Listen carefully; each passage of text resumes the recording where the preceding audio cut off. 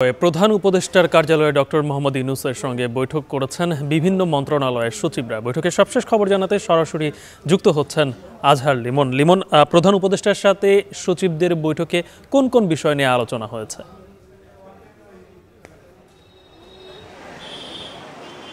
গালিব, বৈঠকটি আমরা জানতে পেরেছি যে কিছুক্ষণ আগে শেষ হয়েছে।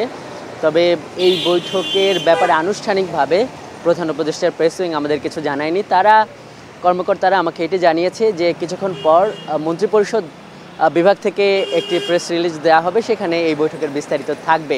তবে এই বৈঠকটি কিন্তু নানা কারণে গুরুত্ব পাচ্ছে গালিব।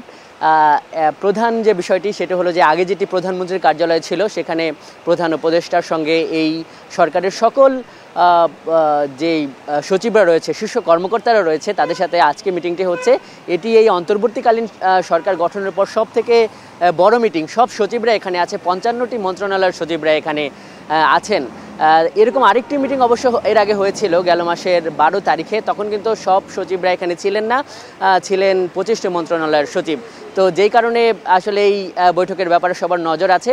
আমরা বিভিন্ন সূত্রে যে খবরগুলো পাচ্ছি তাতে মোটামুটি সাধারণ কিছু বিষয় রয়েছে, মৌলিক কিছু বিষয় রয়েছে। সাধারণ বিষয়ের মধ্যে এই বিপ্লব পরবর্তী সময়ে এই আইন শৃঙ্খলা এবং প্রশাসনিক কার্যক্রমে যে একটা ধীর গতি চলে এসেছে, এটিকে কিভাবে স্বাভাবিক করা যায়, সেখানে এই সচিবরা প্রধান উপদেষ্টাকে তাদের মতামত তুলে ধরেছেন এবং প্রধান উপদেষ্টা কিন্তু তাদেরকে সামনে কি করণীয় এ বিষয়ে বলেছেন। আরেকটি দিক হলো যে মৌলিক কাঠামোগত কিছু পরিবর্তনের ব্যাপারেও এখানে আলাপ আলোচনা হয়েছে।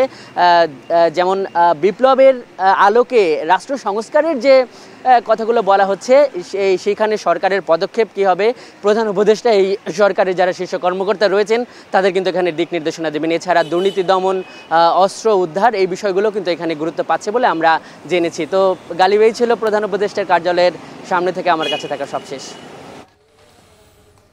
প্রধান উপদেষ্টার সঙ্গে বিভিন্ন মন্ত্রণালয়ের শীর্ষ কর্মকর্তাদের সঙ্গে বৈঠকের সর্বশেষ তথ্য জানাচ্ছিলেন সহকর্মী আজহার লিমন। দেখছেন